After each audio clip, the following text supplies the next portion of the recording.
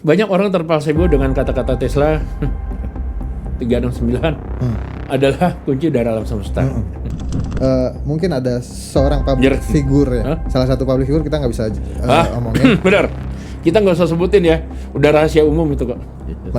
Istilahnya mau tahu tentang satanik atau Freemason itu kan kayak digadang-gadang seperti jadi organisasi tersebut mereka punya kelompok sendiri yang mengatasnamakan kelompoknya mereka sendiri. Illuminati ini menggerakkan seluruh dunia dari segi apapun. Benar.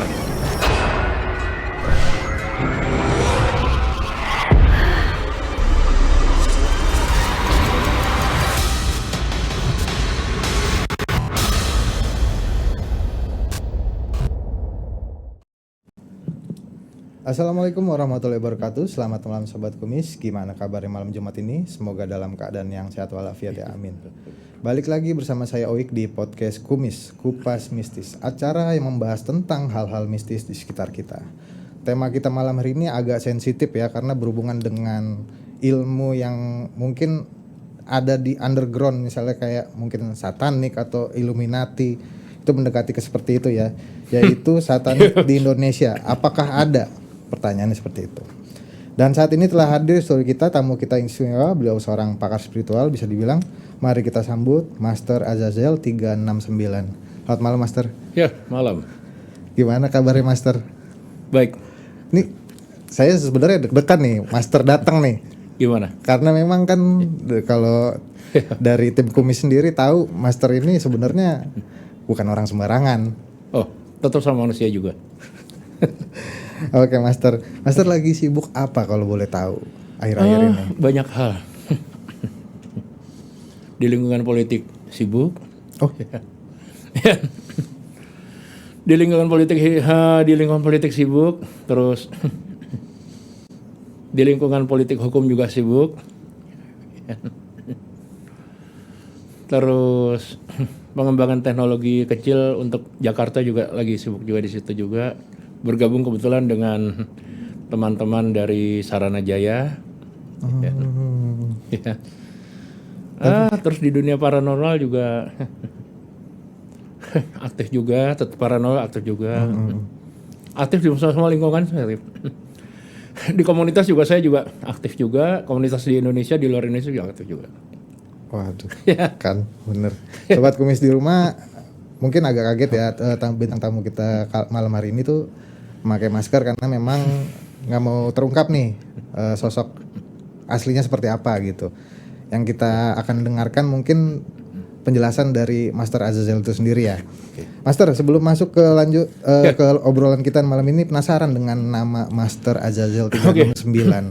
Itu apa emang penggemar Tesla atau enggak. Apa dari buku Law of Attraction juga ada tuh kayak gitu.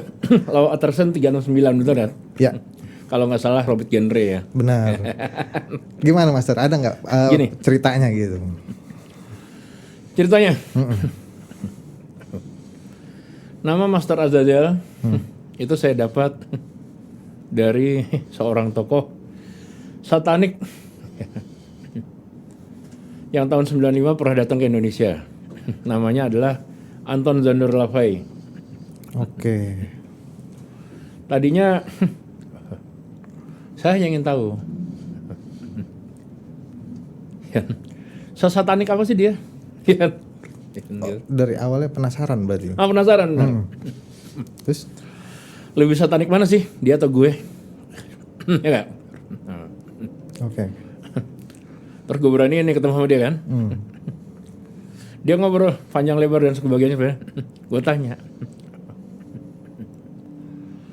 lo kalau kayak gini, lo ngerti aktivasinya nggak? Dia tanya aktivasi gimana? Nih contoh. Oke. Gue ajak orang-orang gue yang di Jakarta untuk kita jalan nongkrong di area yang gampang rusuh. Oke. Yang tersinggung sedikit pasti ribut lah ya. Gue bilang boleh cek, nanya ke siapapun. Area ini tuh kalau ditongkrongin bermasalah dikit, lo ngomong deh. Jadi pakai aku pakai penerjemah ya. Lo ngomong ke dia, ya sering ada keributan. Orang manapun bisa dihajar, aku bilang gitu kan. Iya. Nah, terus dikasih tahu kan. Terus gue bilang, gimana antisipasinya? Kalau gue antisipasinya, ya gue akan bikin sigil sekarang, ya kan? Dia tanya, sigil apa? Gue bikin sigil Barbatos. Ya, sigil Barbatos. Barbatos adalah demonik untuk perdamaian. Oke. Barbatos. Gue bikin sigil Barbatos. Cuman di sini antara kita tidak boleh membunuh binatang karena Barbatos ini penyayang binatang.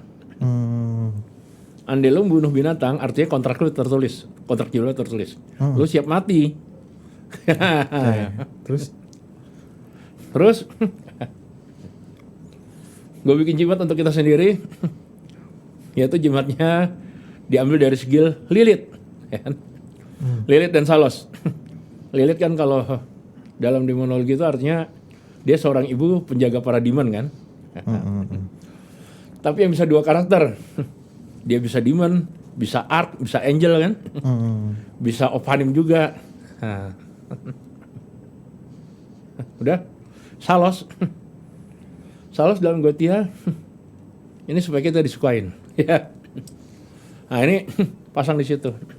Udah. Lu bikin rusus segila apapun silahkan. Ya benar. Mereka nggak ada keributan sama sekali. Terus coba mantranya gunakan sekarang. Dia nggak bisa nyebutin mantra apa, nggak bisa. Katanya harus begini. Terus gue bilang kelamaan. Berarti lo belum satanik. Nah terus semenjak kita akhirnya kenal, akhirnya dia nyebutin nama, ngasih nama gue dalam bentuk lingkungan untuk perkenalan di lingkungan mereka. Master Azazel. Syuting di TPI bareng Adipura. Awalnya sebelum syuting nih. Kan gue orangnya seneng jalan-jalan ya. Oh, enggak. Gue orangnya seneng jalan-jalan spiritual ya. Gue ke Pelabuhan Ratu. Gue nggak tahu. Bawa duit cekak banget. Dari Pelabuhan Ratu sampai ke Bogor. Duit gue tinggal Rp5.000. Oke. Duit gue tinggal Rp5.000 kan. Bingung. Udah gitu salah satu tokoh yang membuat gue naik pertama kali waktu di TPI, beliau adalah tokoh di lingkungan tahun ini, termasuk juga namanya Pak M itu kan. Ya, nggak usah disebut ya, Pak MS lah ya, Pak MSD kan. Itu dia telepon.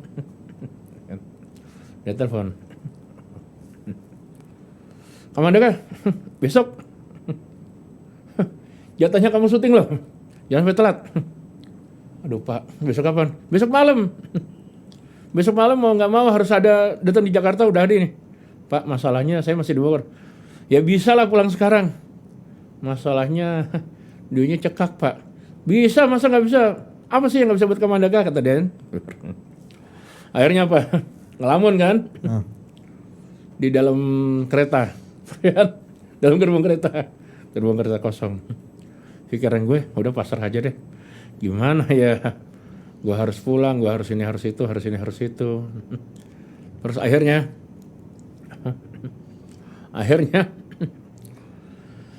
gue melajarin demon. Kali ini demon berfungsi nggak ya? Perkara nggak berfungsi. Ya nanti gimana nantilah ya. Sekalian pembuktian berarti. Pembuktian. Apa yang terjadi? Tapi gue benar-benar nih butuh banget nih, terpaksa ini. Kalau nggak terpaksa gue nggak bakalan ini, nggak akan lakukan ya. Akhirnya, kan? Gue ngambil pecahan botol kan? Ya, gue saya tangan gue gores. Oke. Gores. Terus gue sebutin 3 demon. Batin, Fasago, Agares. Terus sama mantranya gue sebutin. Batin, Fasago, Agares. Zimur Sobit Nojim Safako, Kuhait Sabawo Nokotoneji, Wat Sesburam, Defotozon, Zizodonefestum Keltor Iski. Terus gue gabungin lagi sama mantra dari Necronomicon, yaitu Lili Imlinu Uskiri Litaksir Erpetuma Tikulituk Libis Yelot Ames Litkimes Lisain Sembiela Urada Ultumukisa. Udah, gue tetesin tuh di lantai kereta itu kan. Benar, gue pikir gue mimpi awalnya. Kereta bunyi, gerdek. Kereta jalan. Kereta jalan, bukannya gue seneng nih. Gue panik. Paniknya apa? Duitnya, gue panik apa? Duit gue 5.000 nih kan. Takut ada masinis narik kereta kan, narik apa? Karcis ya. Iya. Gue harus bergaya nih kan. Gue jalan biasanya kan. Jalan dari ujung ke ujung kayak tahun 2002 tahun. Jalan dari ujung ke ujung, kok nggak ada orang. Aman. Kayaknya gue selamat nih. Terus kereta berhenti di Depok tuh, di UI. Gue turun dari kereta, celingukan kan. Dari ujung ke ujung, oh aman ternyata. Gue naik lagi. Udah gue duduk sampai tiduran kan. Tiduran sampai deh mendekati Manggarai. Siap-siap gue turun. Udah turun. Nah, pas stasiun Manggarai itu buka. Orang masuk, masinis orang yang dari stasiun itu masuk. Orang pada bingung, gue nggak ngerti bingung kenapa. Gue nggak tahu sebenarnya kalau kereta itu jalan sendiri. Gue masih mikirnya positive thinking kan. Terus gue celingkuh, lihat ya. Nomor keretanya berapa sih? Kok kayaknya baik banget sama gue, kayaknya gue hoki banget deh kan. Itu pas hari ulang tahun gue tuh. Oke. Tanggal 12 bulan 12 tahun 2002 kan.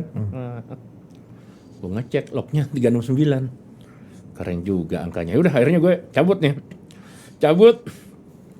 Duit gue tinggal 5.000 rupiah. Gimana sampai Jatiwaringin nih? Kan gue tinggal Jatiwaringin kan waktu itu.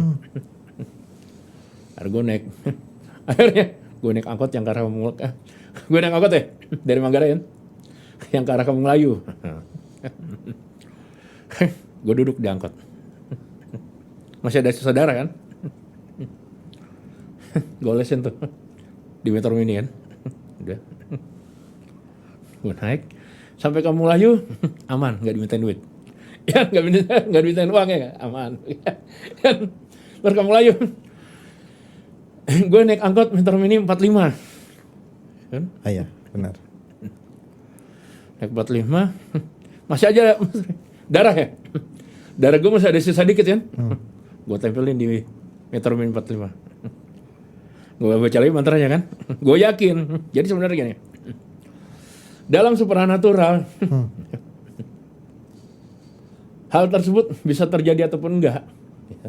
Itu otak, mindset ya. Mindset dan keyakinan. Lu yakin nggak? Ya? Okay. Lu yakin nggak? Kalau lu yakin pasti jadi. Sampai Jatiwaringin 5.000 sampai besok gue datang ke TPI masih utuh tuh. Gitu ya nggak? Jadi semenjak itu gue tambahin angka 369. Bukannya dari Tesla, bukan. Oke. Tapi kan memang angka 369 itu sendiri bisa dibilang kalau di artikel-artikel biasa kita baca itu memang kunci angka dari membuka alam semesta katanya. Gini, banyak orang terpalsebo dengan kata-kata Tesla 369 adalah kunci dari alam semesta. Sebenarnya apa? Sampai sekarang orang ada menyangkut pautkan dengan cara teknik tarik nafas ya nggak? 3 hitungan, 6 hitungan, 9. Iya. Sorry gue bilang ya. Maaf gue patahin, salah. So tahu lo. Ya. Nah, terus Okay. Terus apa lagi?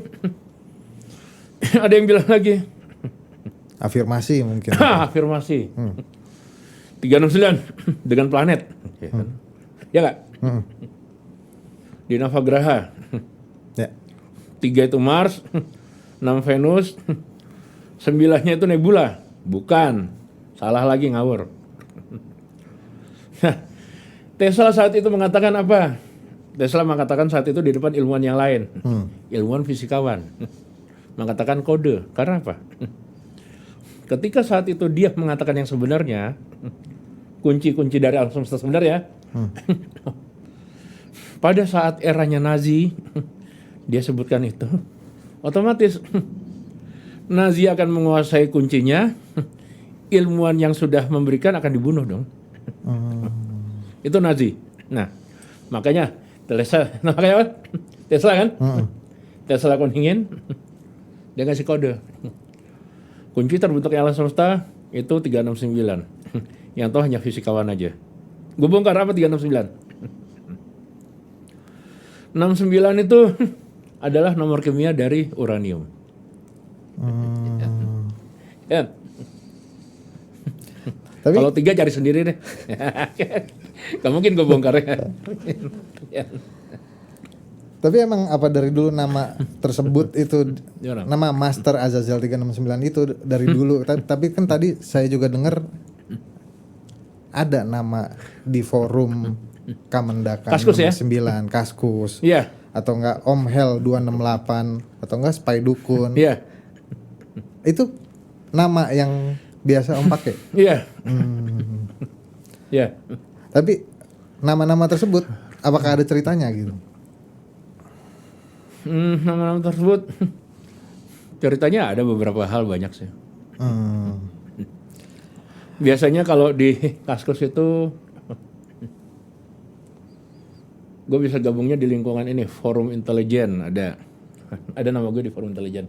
Kalau yang sibuk di Kaskus pasti sering lihat nama gue dari Om Kamandaka 69 ya.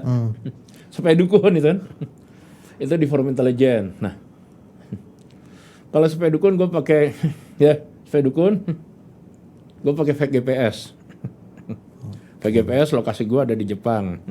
Om Kamandaka lokasi gue ada di Sumatera. Om Hel 268 lokasi gua ada di Singapura. Jadi kelima akun itu aktif semua.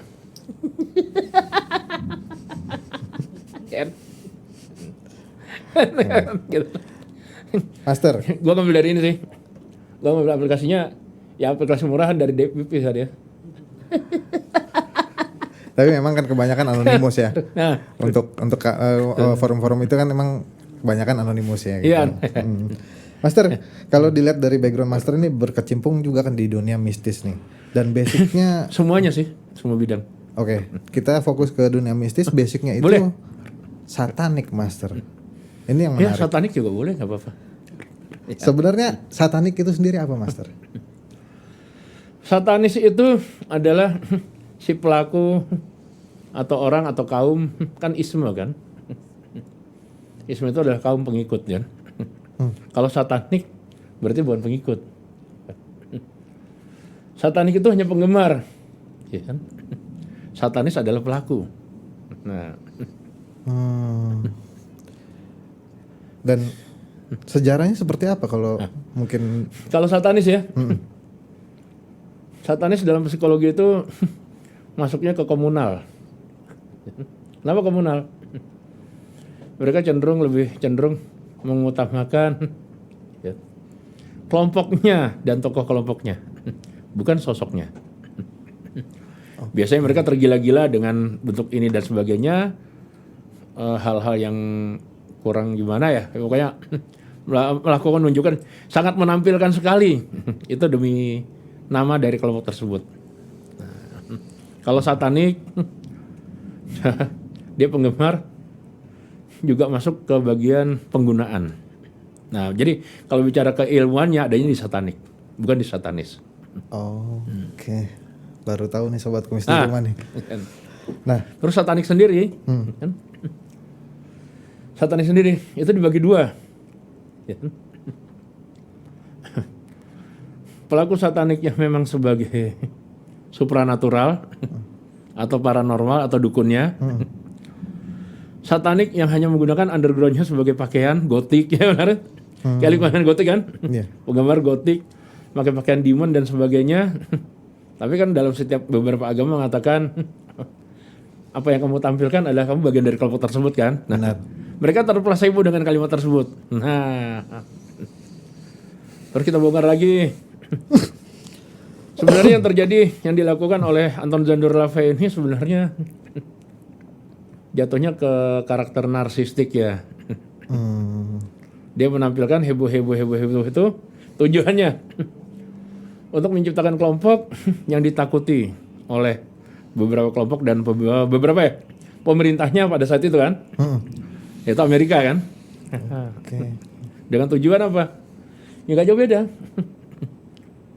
Sama kayak Freemason. Mereka mengumpulkan pengusaha, ya, mengumpulkan pengusaha mencari uang untuk pengembangan. Lalu kok mereka bisa sukses? Gue bongkar lagi. Mereka sukses bukan dari ritual. Dari mana? Tadi kita sebut komunal kan? Komunal kaum atau isme, kelompok. Jadi mereka apa? Cuman lu untuk menggunakan brandnya dari Freemason, ya kan? Atau brandnya dari Satanik, lu harus membayar $6.000. Nah, siapa yang suka dengan lo? Siapa yang dukung lo? Ya kelompok mereka sendiri. Di luar kelompok itu kalau tidak yang mengerti dengan logo tersebut, ya tidak akan gabung dan tidak akan dukung dong, ya kan?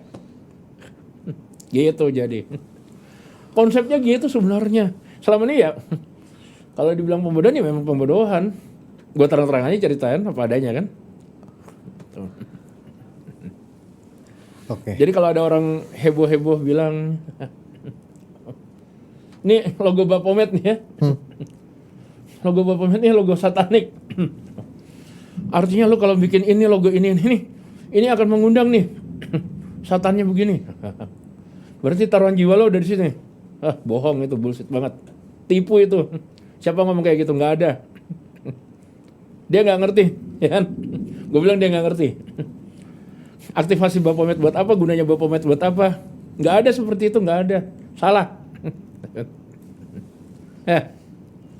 Gitu kan? Oke. Master, ini sebenarnya saya baru tahu nih. Baru tahu informasi-informasi ini gitu.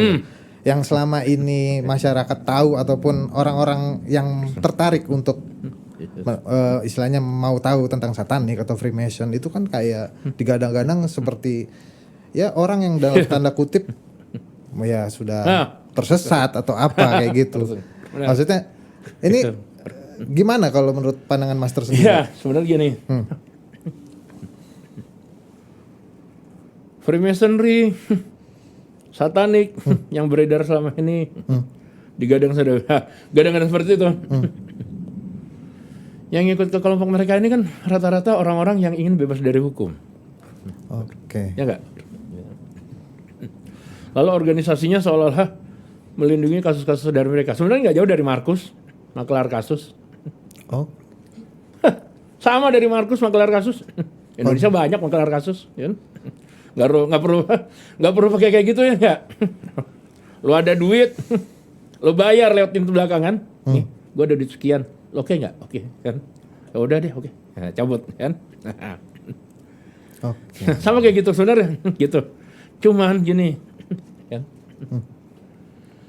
Ya, dibilang kan di lingkungan Satanik dan Freemason itu melibatkan kayak bisnis narkoba ya. Narkoba, kriminalitas, korupsi dan sebagainya. Dan penjualan dan sebagainya. Ini kelompoknya. Bukan asli keilmuannya. Jadi tidak ada keilmuan tersangkut dalam organisasi tersebut. Nah, oh, begitu. Jadi organisasi tersebut mereka punya kelompok sendiri yang mengatasnamakan kelompoknya mereka sendiri, kan? Menerima anggotanya itu yang ingin bebas dari hukum, ya kan? Wah. Sebenarnya kayak gitu sebenarnya.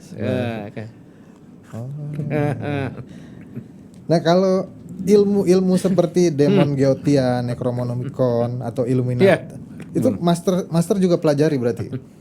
Saya pelajarin semua, termasuk alkemis saya pelajari. Alkemis bisa dipelajari?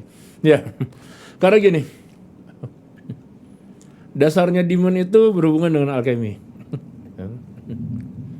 Kalau lo nggak menguasai alkemi, lo nggak bisa aktivasi untuk demon. Contoh gini, contoh ya. Lo mau ngaktifin sebuah sigil, lo gambar sigil di kertas dengan mantra, emang aktif, kecuali Kecuali lo adalah seorang sanguin, lo adalah seorang sanguinis, atau seorang histrionik, kan? Atau gangguan skizofrenia, kan? Atau narsistik. Lo berhayal itu aktif, lo yakin itu aktif, ya aktif buat dunia lo sendiri, bukan dunia yang lain, dan tidak bisa dibuktikan. Terus gimana cara membuktikannya biar aktif, kan? Dasar untuk membuat sigil. Kenapa gue bilang berhubungan dengan alkemi? Ya kan? Lo harus ciptakan yaitu sesuatu hal yang menjadi dektron. Apa dektron? Dia memiliki kalor sendiri, menciptakan kalornya sendiri. Jadi benda itu bisa menciptakan kalor. Walaupun kalornya terbuang, dia bisa pengisian ulang. Namanya dektron. Oke, kita bongkar. Apa? Yang kecil saja deh. Misalnya gini, kertas ya.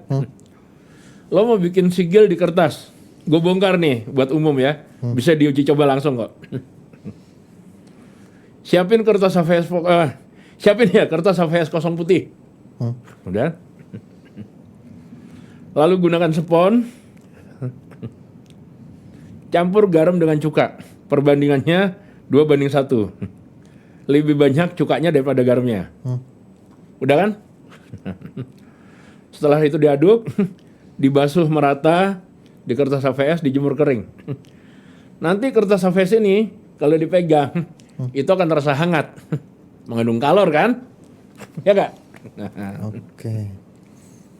Setelah mengandung kalor, tinggal lu tulis deh sigilnya. Nah, cara nulisnya gimana? Susah itu, nggak bisa sembarangan. Placebo lu nggak bisa sembarangan. Ini placebonya dukun nih, buat bodohin orang biar apa? Keluarin duit lagi. Lo harus belajar gini dan sebagainya. Nah itu kelamaan itu. Enggak kayak gitu. Jadi gini, kita sebut namanya nafas matahari. Nafas matahari itu gimana? Tarik nafas, keluar nafas lewat lubang hidung kanan. Nah jadi lubang hidung kiri itu lo tutup seperti ini. Nah, terus lidah di langit-langit ya nggak? Nah, lidah di langit. Nah, terus nafas lewat lubang hidung kanan. Nah, sambil bayangin niat lu apa. Baca doanya terserah. Doa keyakinan lu juga boleh, nggak apa-apa. Atau mantranya sendiri di satanik untuk aktivasi demon tersebut juga bisa, nggak apa-apa. Nah, sambil gambar sigilnya. Itu udah aktif. Kalau mau lebih dahsyat lagi ya banyak lagi, nggak mungkin gue bahas di sini. Oke ya. Oke, Master. Ya. Tapi apa aja sih yang bisa dilakukan satanik ini sendiri gitu? Apakah meramalkan atau biasanya tekniknya selain sigil atau itu apa? Banyak. Apakah kayak di film-film bisa memanggil summon gitu? Summon kayak di film-film? Bisa. Oh iya? Bisa. Ada tekniknya. Dan nggak mungkin kita memanggil pada saat ini ya nggak? Iya. Masih panjang ya, masih panjang kan? Lain waktu bisa kan? Oh, iya. Nah, next lain waktu nanti kita bongkar semuanya sekalian pembelajaran bersama yang bisa digunakan oleh yang lain. Ya? Kita bongkar nggak apa-apa. Ada lagi teknik pengobatan jarak jauh? Ada. Pengobatan jarak jauh gimana? Yang sakit ada tinggal di mana, yang penting ada kamera, kita kontak langsung atau kamera, pengobatan bersama jarak jauh, lo pegang layar kamera yang lain, bersambung yang lain, itu bisa. Ada teknik itu juga. Berarti Terus ada lagi satanik yang lain, apa? Teknik satanik yang lain, itu berhubungan dengan struktural, ya? Struktural bangunan, lingkungan lalu lintas, jalanan, dan sebagainya. Ada di mana kita akan mengetahui kan? Lokasi-lokasi mana yang sering terjadi kriminalitas. Kriminalitas bentuk apa kan? Nah, pembunuhan, perampokan, maling, pemerkosaan, dan sebagainya. Itu ya. Bentuk formasi strukturalnya, struktural bangunannya ya. Seperti apa? Itu ada. Jadi nggak hanya dia mengerti tentang sigil sigil Gotian, siapa Barbatos, Fasago, Agares, Bael, terus Balpiger, Astaroth, Buer, kan? Nggak hanya gitu-gitu aja. Semua bisa dijabarkan semua. Ada lagi yang lain, struktural bangunan, area jalanan. Nah terus misalnya gini, nih yang buat teman-teman polisi-polisi ya, lalu lintas ya biasanya ya, bagian laka. Ada daerah-daerah nih yang dia ada kandungannya demon, ya kan? Jadi tempat tersebut bisa terjadi kejadian kecelakaan, bahkan mematikan. Contohnya ya, gue jabarin salah satu contoh ya. Ya, salah satu contoh. Struktural bangunan pada sebuah bangunan lalu lintas ya nggak? Benar? Jalanan ya, jalan raya umum. Jalanan ini di tengah-tengahnya ada trotoar. Jadi berbentuk putar balik. Oke. Lalu antara sebelah mana, kanan atau kiri, itu ada sungai atau ada kali. Kan? Di area situ numbuh satu pohon yang bentuknya dua seperti ini, ya kan? Ya, pohonnya beda, boleh, yang lain juga beda, boleh. Tapi dia dempet bentuknya lurus seperti angka 2 gini. Oke. Nah, ini artinya apa? Daerah tersebut mengandung Lucifer. Nah, Lucifer ini apa? Artinya pengorbanan. Jadi demon Lucifer ini berguna buat apa sebenarnya? Untuk penumbalan atau pengorbanan atau ritual pengorbanan. Jadi sesuatu hal yang ada Lucifer akan bergerak dengan sendirinya, untuk mencari korban, ya.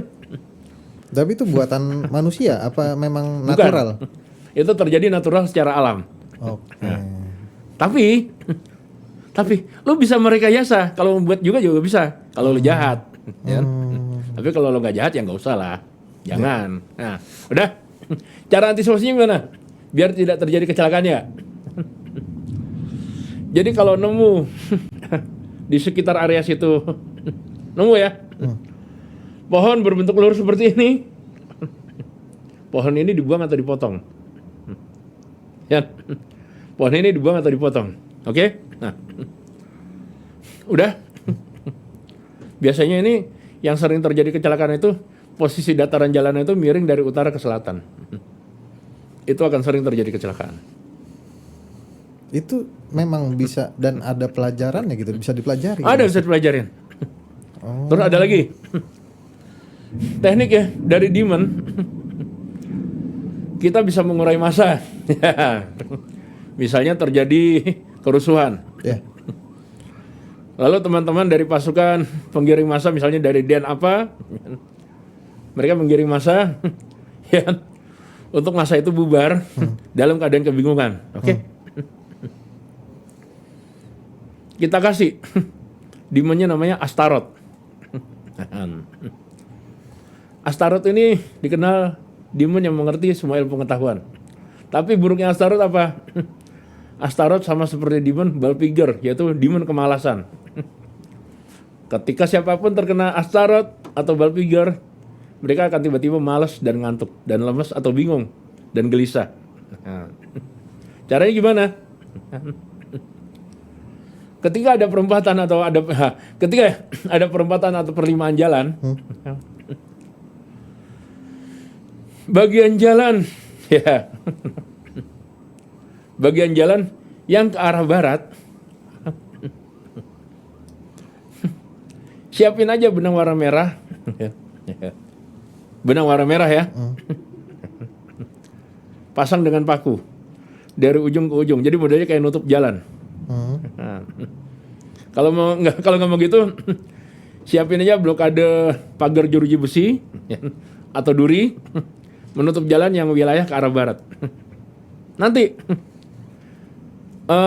massa yang berlari dari utara atau selatan atau dari timur, mereka akan kebingungan itu, nggak tahu di mana. Nah itu. Wah, menarik banget. Banyak. Jadi setelah satanik, kita bisa pelajarin itu banyak hal, dari mulai area bangunan, ya, mengetahui apa akan terjadi tindak kriminalitas di mana, jam berapa, waktunya, tanggal berapa, itu ada perhitungannya semua lengkap. Terus ini, misalnya hotel gitu ya, hotel atau tempat penginapan ya nggak? Buat teman-teman yang melakukan penggerbekan, takutnya ada prostitusi atau prostitusi terselubung gitu kan. Ada misalnya angka 3. Angka 3 ini kalau di satanik ini, angka 3 kalau di satanik ini, ya kan, ini adalah angka sitri. Angka-angka demon-demon yang konsepnya birahi. Sitri, Salos, Zepar, ya kan. Sitri, Salos, Zepar, kan? Terus Mars, ya kak. Nah, biasanya kamar yang ada angka 3-nya ini sering digunakan buat prostitusi. Nah, contohnya itu, oke. Ya. Berarti memang Masih banyak yang lain. Nanti kita bahas lagi. kayak angka atau warna keberuntungan, Master sendiri kalau dari teknik satanik itu bisa ada artinya dalam. Ada. Nanti kita bahas di lain waktu aja itu ya. Nah, lanjut nih Master nih. Ya, oke. Kabarnya Master ini bisa juga membuat jimat ya, yang bisa dibilang ekstrim. Ya, jimat ekstrim. Boleh dijelasin nggak jimat seperti apa yang ekstrim? Apakah itu bahannya dari apa gitu atau? Tapi saya nggak sering bikin itu ya. Oke. Nggak sering bikin dari itu. Karena nyari bahannya juga susah dan proses cara nyarinya juga susah kan. Kadang-kadang saya beli dari orang tapi bukan orang sini, orang luar ya. Ya. Beli dari luar, dari luar ya harganya lumayan mahal. Paling kalau keuntungan dari penjualan per satu jimat itu ya saya ngambil uang itu nggak banyak. Jadi lebih banyak mahalnya di modal. Nah, contohnya untuk jimat kerejekian. Untuk jimat kerejekian. Yang kalau jimat itu dipasang di satu rumah makan atau tempat usaha yang berbau kuliner, kan? Atau hiburan, dia akan narik keuangan, akan bikin orang mengeluarkan uang di situ, kan? Akan bikin orang tertarik di situ. Contohnya tempat hiburan malam, berarti kita gunakan demonnya jenisnya apa aja, kan? Kita gunakan Belial. Belial ini buat narik uang, kan? Gunakan lagi apa? Mamon. Mamon ini bukan lo nyari duit, bukan salah. Lo pegang mamon, lo ngeluarin duit. Lo jadi boros. Tapi kalau mamon ditaruh di tempat usaha, orang masuk ke tempat usaha lo, dia ngeluarin uang, boros. Nah, yaitu bahannya adalah usus. Usus wanita yang mati bunuh diri. Tapi tidak semua wanita yang bisa seperti itu. Ada syaratnya lagi.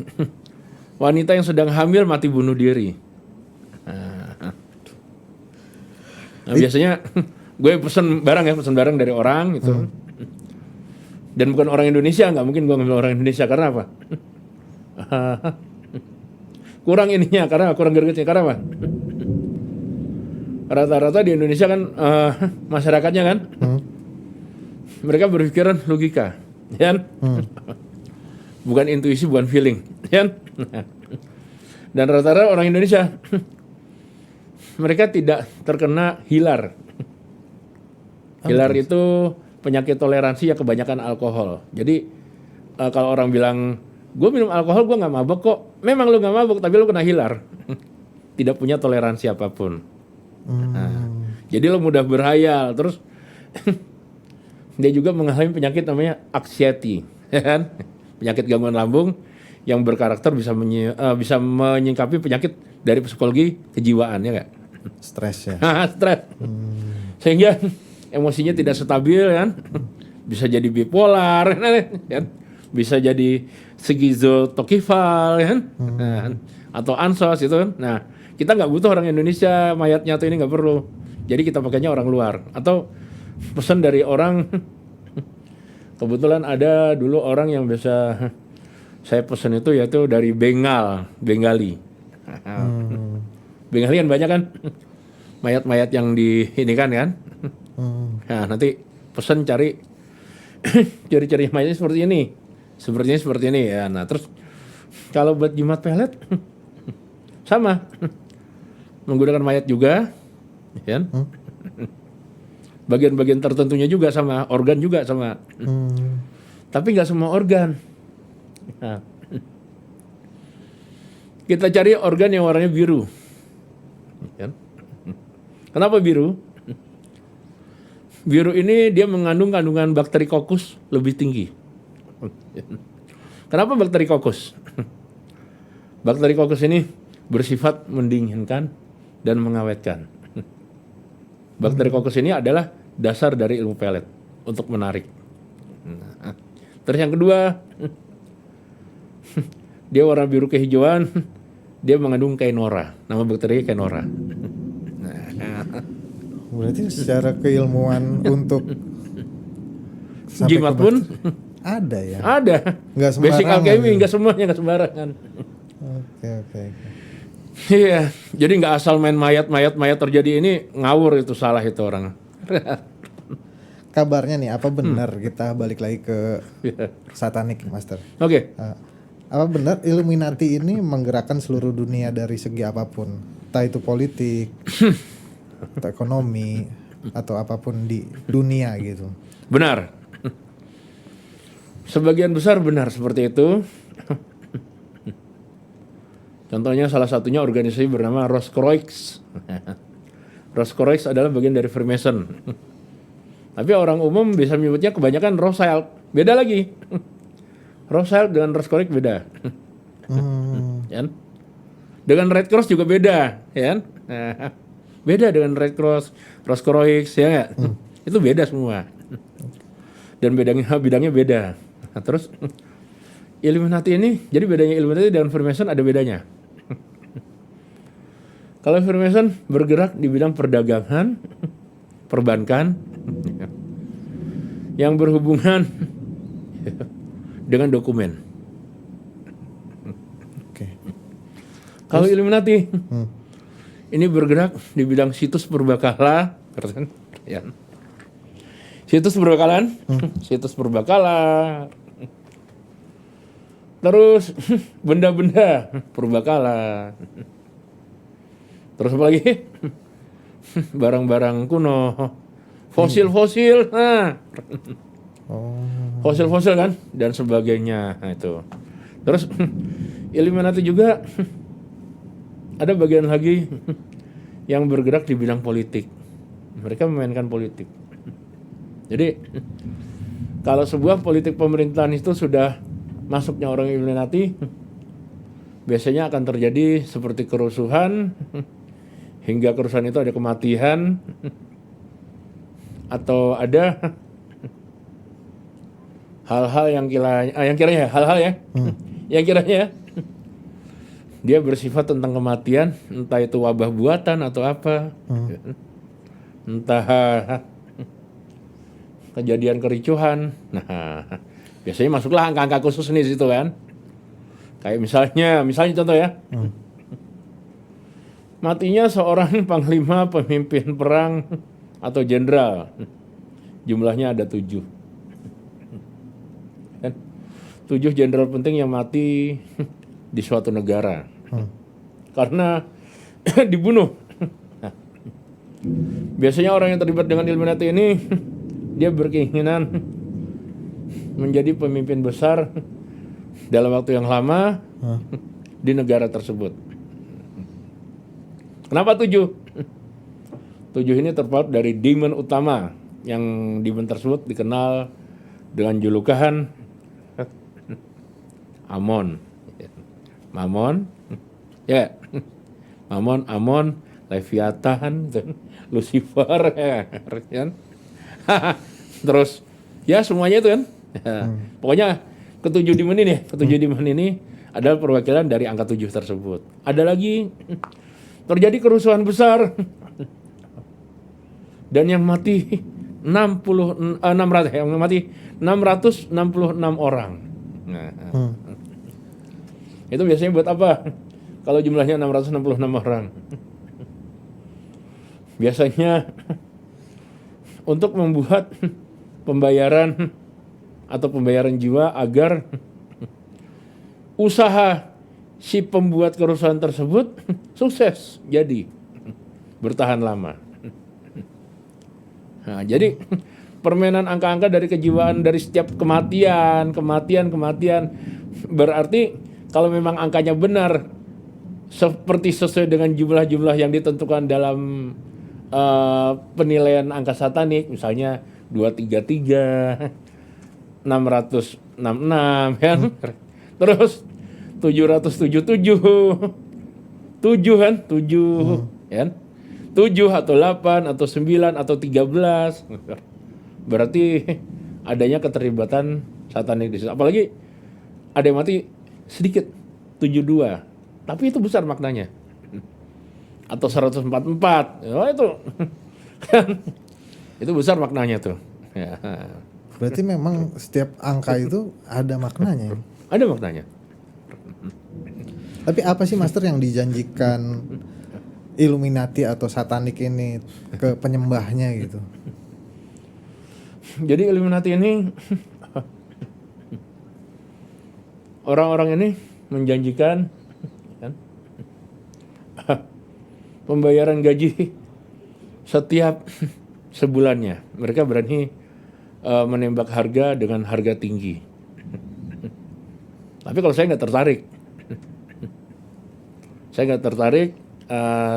saya tertarik mempelajari lingkungan mereka, gerakan mereka, sehingga saya bisa ngajak teman-teman, bisa ngasih tahu teman-teman yang giat yang ada di Indonesia, bila mana ada penyusupan kelompok-kelompok dari mereka dari luar ke Indonesia, kita bisa waspada kan.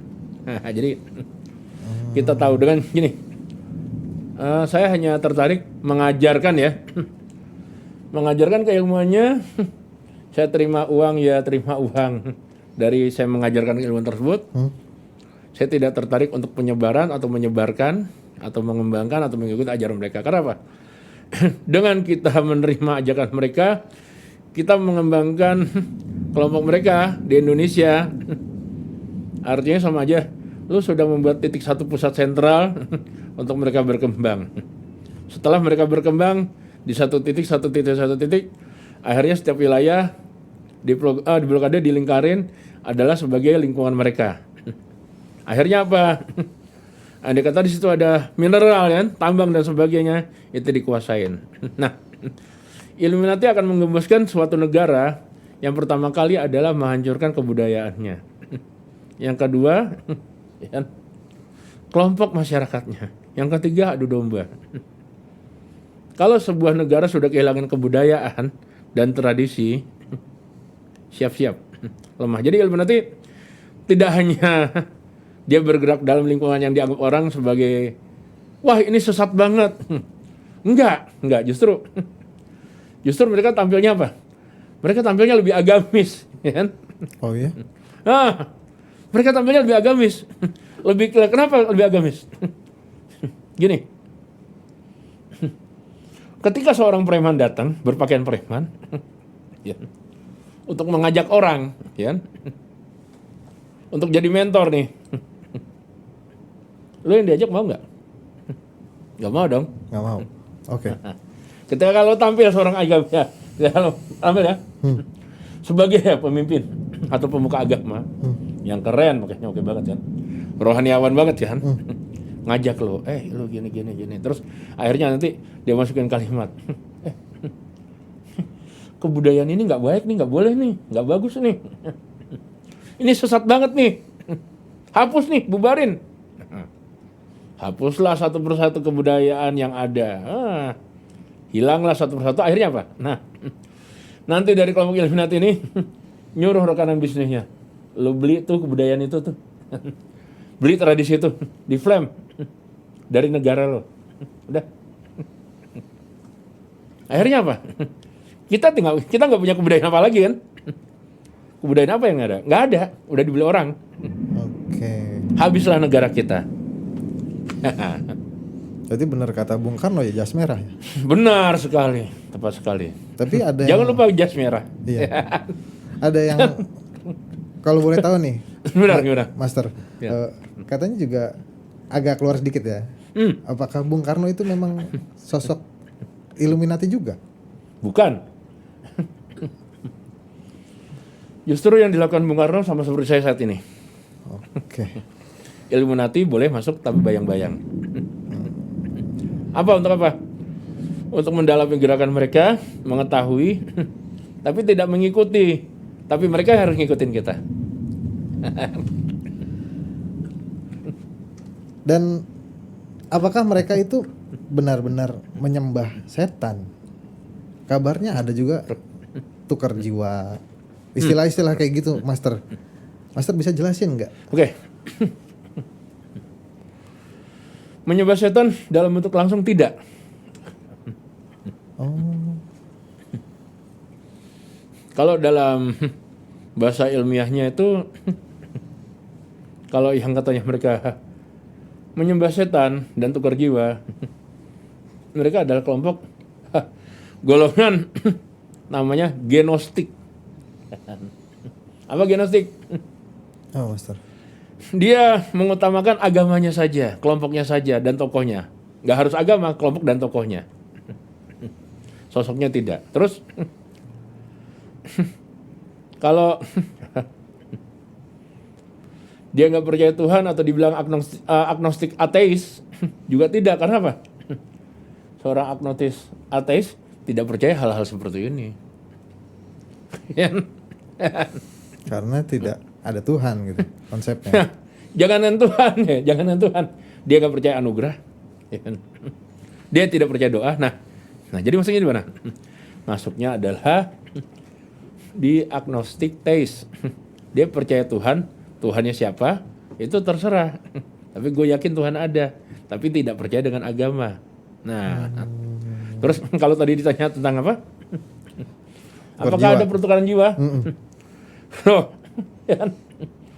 Nggak usah pertukaran jiwa sekarang. Kalimat pertukaran jiwa ini terlalu hiperbola. Kenapa hiperbolanya? Kenapa hiperbolanya? Kebanyakan nonton film. Ya karena memang kalau di film-film digambarin kan satanik itu harus menumbalkan sesuatu. Menumbalkan sesuatu. Iya. Iya, memang benar. Contoh gini, host sendiri bisa pergi bebas kemana-mana nggak tanpa membawa SIM, STNK, dan KTP? Enggak. Nggak. Kenapa gitu? Karena memang peraturannya harus punya itu. Ngikutin peraturan kan? Ya. Kalau aku bilang berarti host sudah memuja KTP dan STNK dan SIM dong. Host takut kalau nggak bawa STNK dan SIM dan KTP. Oke. Sama seperti itu konsepnya, ya, ngerti? Konsepnya sama seperti itu ya nggak? Sama saya juga nggak berani kalau nggak bawa surat lengkapnya nggak. Tapi dalam banget berarti ya. Nah, jadi kalau dibilang lo menjual jiwa lo bener. Gue menjual jiwa gue kepada peraturan. Peraturan yang mereka buat apa? Nah, jadi peraturan yang mengikat. Tidak ada peraturan dia mengikat jiwa dengan setan, nggak ada. Secara nggak langsung ya kita sendiri sebenarnya dengan kita merasa takut dengan sesuatu hal dan kita takut kehilangan sesuatu hal, berarti kita sudah menduakan Tuhan sendiri kan? Kan? Waduh. Benar juga ya. Nah, gimana jadi? Bahasanya gimana bahasanya? Menjual jiwa lu ke setan. Setan yang mana sekarang ya nggak? Benar? Setan yang mana? KTP setan dong, KTP setan boleh bisa. ATM lu juga setan ya ATM lu kan? Lu nggak bawa ATM? Gua nggak bawa ATM nih, mati gua di jalan nih nanti. Padahal kematian yang membuat adalah Tuhan. Bukan ATM, tapi lu nggak ada ATM di jalan, mati lu. Ini benar-benar memang di luar ekspektasi ya penjelasan dari Master nih. Cuman lebih masuk akal bisa dibilang seperti itu. Ya. Sama seperti itu. Karena memang ada begini nih. Gimana? Kita kasih contoh. Mungkin ada seorang public figure ya. Salah satu public figure kita nggak bisa omongin. Benar. Gimana? Ini kayak dia contohnya dia mengaku-ngaku gitu, ikut satanik gitu. Ya. Dengan menceritakan apa yang terjadi di dalam seperti itu dan mungkin apa yang bikin amazing kita tuh kayak santap kasih bersama yang kayak begitu. Apakah itu benar terjadi gitu? nggak terjadi. Dia melakukan hal yang dia public figure ini melakukan hal yang sama seperti yang dilakukan oleh Anton Zender LaVey. Oh. Apa? Dia menciptakan kegaduhan, konsepnya melempar bola panas, membuangnya ke orang lain, dan dia sendiri lepas tangan. Dia menggambarkan hal tersebut dari film dan dari novel. Gue tahu novelnya, gue tahu ceritanya, tahu filmnya. Jadi dia ngangkat dari film yang dibuat Anton Zender LaVey, yaitu berjudulkan Black Candle. Black Candle ini kan pernah dibuat Anton tahun 93. Dia gambarin, kebanyakan orang-orang, anak-anak yang mengaku sebagai seorang satanik itu terplasebo kan, dengan membuat gambar bintang 5 ya nggak, dengan dilingkari. Dia nggak tahu bintang 5 itu sebenarnya dari mana. Bintang 5 itu simbol logonya yang dibuat oleh Jacques de Molay. Siapa Jacques de Molay? Ketua Templar. Terus simbol Baphomet adalah simbol iblis. Kata siapa? Terplasebo lagi dengan cerita yang beredar di Google dan sebagainya. Baphomet awalnya adalah teriakan dari kelompok pasukan Templar kan, yang saat itu berperang melawan Sultan siapa? Oh, dalam sejarah mungkin ya. Pada saat perang itu kan, pada saat perang Templar kan. Nah, berarti dari situ. Dia berteriak.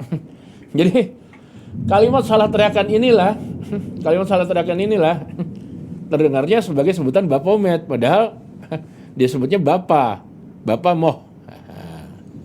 Mohammed, tapi dia salah nyebut jadi Baphomet, akhirnya mulailah terkenal dengan sebutan Baphomet. Nah, terus digiringlah lagi opini oleh Anton Zender LaVey. Jadi semua hal-hal yang dianggapnya sebagai hal-hal menyesatkan, ditakuti, bisa menjadi teror. Nah, dengan teror inilah, lu ingat nggak satu hal, kan? Cerita berarti ya. Gue ingat ya satu hal ya.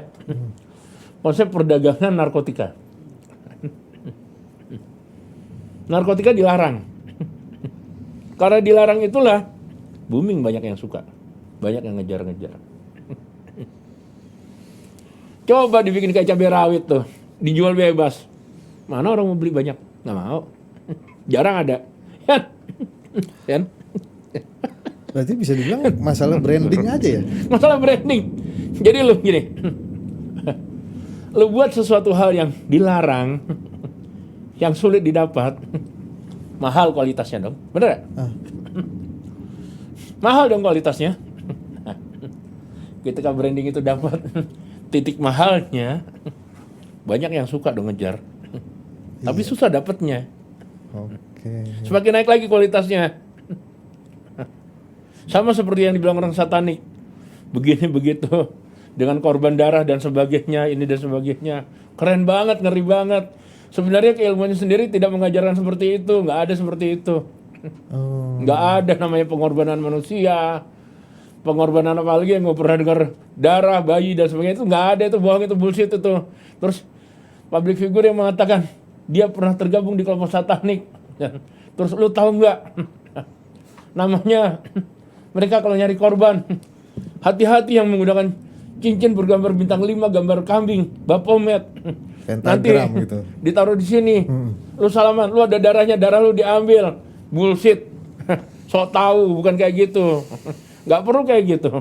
Kalau lu memang benar-benar ngerti keilmuannya, tidak perlu kayak gitu. Cukup foto lu doang. Gue ngambil foto lu dari Google, ya kan?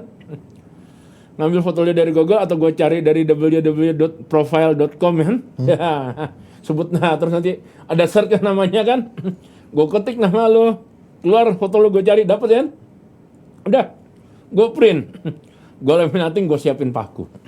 Nah, gue cari apa? Ini dalam satanik ada lagi, dalam satanik teknik seperti ini. Gue maunya gimana nih? Maunya lu ngalamin apa? Jadi lebih cenderung kita mengatur mental pikiran orang. Nah, gue siapin paku. Paku yang digunakan adalah paku kuningan. Kenapa kuningan? Kuningan ini penghantar kalor kan. Kuningan juga mengandung racun kan. Penyatuan antara mineral yang mengandung kalor dan racun bisa menjadi listrik kan? Nah, menjadi listrik ya. Listrik ini menjadi energi seperti baterai. Nah, foto tersebut nanti gue cari. Udah dapat nih? Udah dapat ya? Gue akan gunakan bahan dasarnya adalah pohon. Pohon dengan formasi Asmodai. Asmodai ini dalam Gotia adalah demon pemimpin naga yang berasal dari neraka, ya kan? Dia bersifat bisa birahi, ya kan? Bisa kenakalan, bisa seks kenakalan, prostitusi bisa, tapi bisa mengatur keegoisan, mental seseorang, pikiran dan sebagainya. Jadi gue carinya apa? Gue cari pohon apa saja yang dia sudah nempel dengan tiang listrik atau trafo listrik, ya kan? Pohon tersebut nempel dengan trafo listrik dan sudah menua dan kabelnya pun sudah masuk di dalam badan pohonnya tersebut. Di Jakarta ada kok. Jakarta ada 3 pohon seperti itu. Nah, kenapa gitu? Pohon tersebut sering tersengat dan teraliri listrik. Udah? Fotonya, ya? Fotonya gue hadapin ke pohon, gue tempel, gue pasang pakunya, gue getok. Apa yang terjadi? Setiap ya, benar? Gue getok ya. Setiap getokan ini, gue sebutin mantranya, demonnya. Misalnya siapa? Gue masukin demon nih. Contohnya, biar orang ini gimana nih, ya? Biar orang ini dijauhin orang, berarti gue masukin demonnya yang serem-serem ya gak? Ngebiding ke dalam badan dia kan? Siapa aja demon yang serem-serem, yang wajahnya nggak enak ya kan? Wajahnya nggak enak. Misalnya Fual kan? Ada namanya Fual. Samigina tuh juga wajahnya jelek, Samigina. Wajahnya jelek juga nggak mas. Samigina, Fual. Terus ada lagi demon lagi Marduk. Marduk itu berangasan, jadi orang yang ngamukan. Gue masukin mantranya. Marduk, Hasmodat, Actius, Ormenus, Lius, Nikomemon, Zipper, getok. Biar dia seperti ini. Nah, terus sebetulnya, agar si A ini mengalami ini, agar si A ini mengalami ini, tok, gitu kan. Sampai pakai itu nancep, habis di foto tersebut. Nah, biar foto tersebut tidak kelihatan orang. Kalau pohonnya hijau, gue keluarin pilok warna hijau, gue semprot warna hijau, seret. Kalau pohonnya hitam, gue semprot warna hitam, seret. Jadi apa tuh foto? Selama foto ada di situ, foto tidak dibakar, ilmunya tetap berjalan. Orang yang punya mental tersebut bisa sesuai yang kita mau seperti apa ngalaminnya. Nah, nggak neko-neko, nggak usah pakai pengorbanan jiwa manusia, itu juga dikorbani sebenarnya. Jadi sebenarnya satanik itu tidak jauh dari ilmu fisika, tidak jauh dari alkimia atau kimia. Kalau lo ngerti tentang kimia, lo ngerti tentang fisika, lo bisa aktivasi sigil satanik, summon satanik, lo mau summon, mau ngebiding, mau apa, lo bisa. Siapapun bisa. Nah, terus yang kedua apa? Yang kedua, iya. ya, kita juga harus, kita harus menghormati kebudayaan leluhur sekitar. Menghormati gimana? Gimana, Mister? Kalau orang Jawa bilang unggah-ungguh atau menghormati. Nah, contohnya gini. Bakar aja. Gini ya. Bumi ya. Bumi ini bermiliar-miliar tahun umurnya sudah mencampuri semua organ tubuh kan dan jasad makhluk hidup termasuk manusia. Berarti sudah tercampur dong di tanah. Oke. Tinggal pengenalan setiap daerah tersebut. Berarti mereka adalah tuan tanah tersebut kan, ya nggak? Mereka leluhur di sekitar situ kan? Iya. Udah. Lo bakar dupa, kan? Atau bakar wangian. Terus niatnya, saya niat memberikan ini untuk leluhur mereka semua yang ada di sini. Tujuannya apa? Sama seperti lo membuat ulah, lo harus izin dulu dong sama camat, ya kan? Lurah, benar, RT RW. Kalau mereka kenal dengan lo, mau bikin heboh juga nggak ada masalah, aman lo kan? Gak diangkat Satpol PP kan? Nah, terus yang kedua, yang ketiga, yang ketiga, cari kuburan,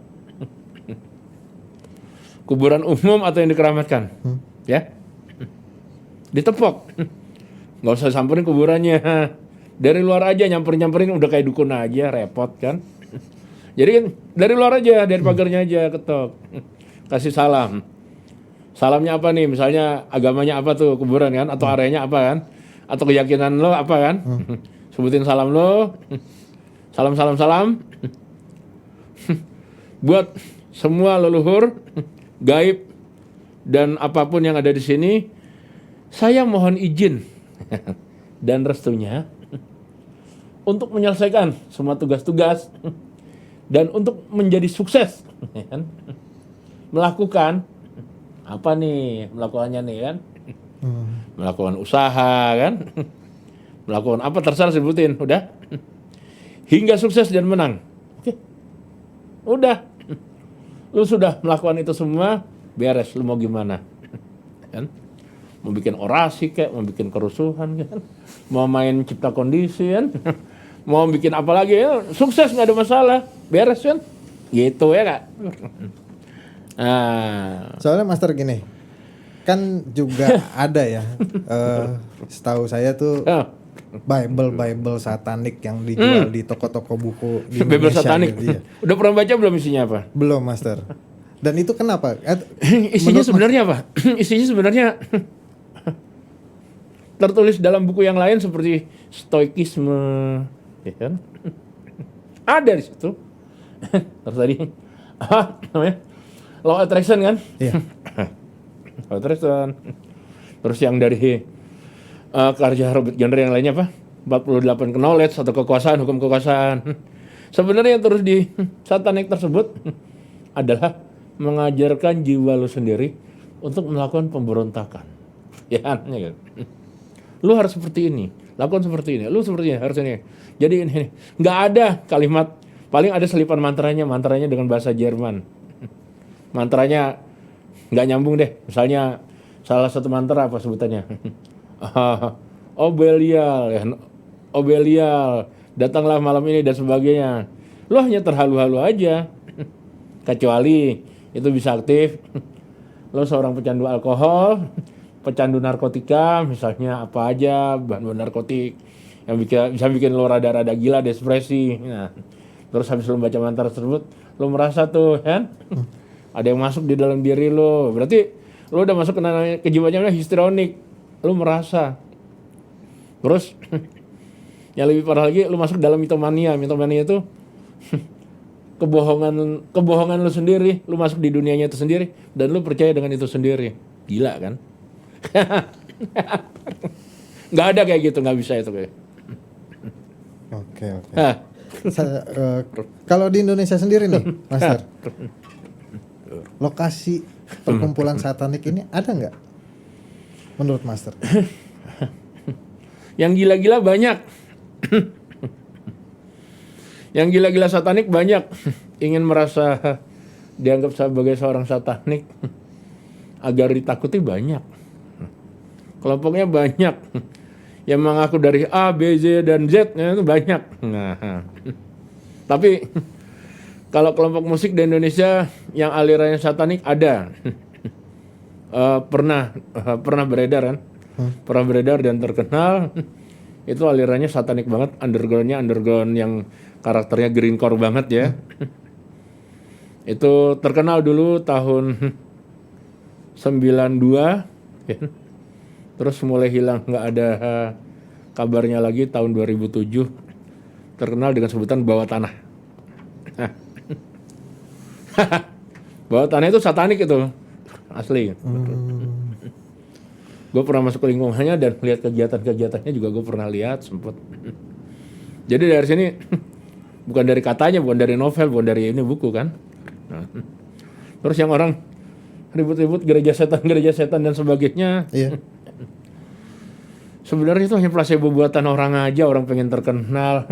orang cerita, terus dia tergila-gila, kan pengen dapat perhatian, dapat dana dari luar, dari Anton Zonder Lafay dulu. Dia menciptakan kelompok gereja setan sendiri di kelompok Indonesia sendiri di Jakarta. Akhirnya yang ada apa? Dibubarin kan? Masuk sel, masuk kandang kan? Ya. Jadi nggak ada kayak gitu nggak ada. Jadi kebanyakan yang terjadi mereka terikat dari film. Terus ada lagi yang ngomong katanya dia dinikahi oleh Lucifer. Datangnya Lucifer, pengantin Lucifer ini. Mukanya jelek banget ya. Jangan Lucifer, gue aja ngeliat gak suka kan, ya kan? Sorry, gue patahin terang-terangan. Jadi lu bohong, lu mitomania. Kalau dalam psikologi, lu mitomania. Mitomania, lu berbohong, lu masuk dalam dunia lu sendiri, lu percaya.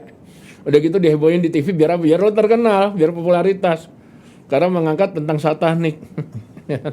Padahal kalau kita bongkar satanik sendiri, kelompoknya di Indonesia ada nggak? Nggak ada. Ayo. Siapa yang ngaku satanik, ngomong langsung depan gue. Adu kemampuan tentang satanik. Nah, kan? Adu kemampuan satanik.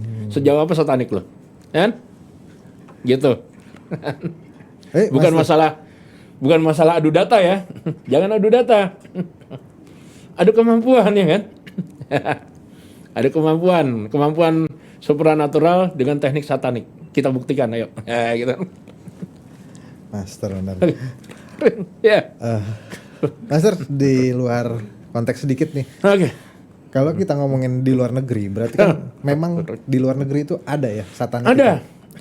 Apakah perkumpulan Children of God yang dulu sempat terkenal itu di tahun 80-an? Atau COG? Iya. Itu benar satanik? Ada. Children of God itu bukan satanik. Apa, Master? Sebutnya Children of God. Anak Tuhan. Ya. Seorang yang merasa dirinya adalah utusan Tuhan dan anak Tuhan. Bisa jadi dong dari kelompok agama manapun jadi masuk di situ kan. Oke. Itu yang gue bilang komunal. Oke, gue sebutin. Lu anti dengan komunis. Tapi kepribadian lu, kelakuan kelompok lu adalah komunal, sama aja juga bohong dong. Komunis sendiri komunal. Komunis sendiri asalnya dari mana? Komunalisme. Kaum komunal kan? Ya. Kaum yang mengangkat kepentingan kelompoknya sendiri kan? Jadi misalnya kelompoknya bernama kelompok A, ya kan? Terus tokohnya A, B, C, dan Z. Lu nggak ngangkat Tuhan, lu nggak ngangkat ajaran Tuhan, lu nggak ngangkat ajaran utusannya dari Tuhan, lu. Tapi yang ngangkat tokoh-tokoh manusianya dan kelompok agama tersebut, itu komunal. Nah, jadi Children of God, orang ini menunjukkan diri fanatiknya, kan? Terhadap agama dan ajaran yang dia punya itu. Terus dengan membabi buta kan, menganggap lu sesat, ini nggak boleh, ini sesat, ini sebenarnya itu juga udah Children of God. Dia merasa sebagai anak Tuhan, utusan Tuhan. Ya? COG kan? Ya. Oke, Master. Gak usah nyari di luar, Indonesia banyak kok. Kan? Oh ya. Banyak Indonesia. Kita nggak usah sebutin ya, udah rahasia umum itu kok. Benar ya? Master, buat yang terakhir nih. Gimana? Kalau ketika mungkin orang-orang tertentu ya merasa membuat perjanjian dengan satanik gitu. Apa yang bisa memutus perjanjian dengan satanik, Master? Jika memang dalam artian di sini ingin tobat kah? Atau pesan dari Master Azazel sendiri gimana? Kalau dia terikat dengan satanik dan ingin tobat, ya tobat aja, tidak usah melakukan hal-hal seperti itu. Tidak usah melakukan hal-hal yang lu gila-gila sendiri, merasa diri lu bisa kemampuan untuk menciptakan demon, mensummon demon, padahal itu tidak ada, itu adalah bohong. Jadi saran gue pertama, lu minum obat penenang dulu atau antidepresi. Oke? Yang kedua, lu piknik ya, lu piknik. Yang ketiga, cari psikiater. Yang keempat, baru lu masuk ke agama lo, yakini agama lo, baik-baik jadi orang baik. Nah, terus hindarin aja hal-hal yang kiranya bisa membuat lu gila, kan? Hidup lo ketentuan diri lo sendiri, Lakukan yang terbaik, kalau menurut lo itu baik dan oke, lakukan. Kalau enggak, jauhin. Kalau hal itu merugikan, jauhin. Tidak ada keterikatan seseorang dengan satanik, dengan satan, dengan iblis, dengan ini tidak ada. Kecuali lo meyakininya lo terikat dengan iblis. Kecuali lo terplacebo dengan kebohongan tersebut. Nah, kecuali lo tergabung dalam organisasi. Kalau lo tergabung dalam organisasi, cara melepaskannya ya lo minta tolong bantuan polisi. Kalau perlu bikin surat pengajuan bantuan polisi ke Densus boleh, kemana boleh, ke Baharkam boleh untuk melindungi diri lo sendiri dari kelompok organisasi tersebut. Minta kerahasiaan dari teman-teman dari kepolisian atau dari aparat yang lain untuk melindungi diri lo. Kasih tahu posisinya di mana, apa kegiatan tersebut sesat atau bagaimana, merugikan lo atau gimana, sebutin semua. Ya udah, biar mereka yang ngurus, biar mereka yang ngandangin kan. Nah, gampang kan? Tapi kalau lo terlibat dalam organisasi besar dunia, ya kan? Misalnya itu adalah jaringan dunia, ya saran gue cuma satu, hapus identitas lo, hapus identitas keluarga lo, hilang, pindah. Kalau perlu bikin kematian palsu ya, seperti gue. Gue bikin beberapa kali kematian palsu dan gue ganti identitas gue. Tujuannya adalah gue lepas dari organisasi dunia yang dianggap kurang baik. Oke, Master. Oke. Baik, demikianlah obrolan seputar misteri kita dengan Master Azazel 369. Semoga ada pelajaran dan pengetahuan yang bisa kita ambil dari obrolan kali ini. Sekali lagi Master, terima kasih sudah mau mampir sama-sama. ke Kumis. Seru banget ceritanya. Oke, sama-sama. Dan semuanya itu di luar ekspektasi yang biasa saya dengar. Oke Master, sehat selalu. Oke. Dan terus update Kumis, Kupas Mistis di YouTube Dunia Lain Transvision atau Transvision Official, karena selalu ada kisah-kisah mistis di setiap episodenya. Saya Oik undur diri. Assalamualaikum warahmatullahi wabarakatuh. Salam Kumis.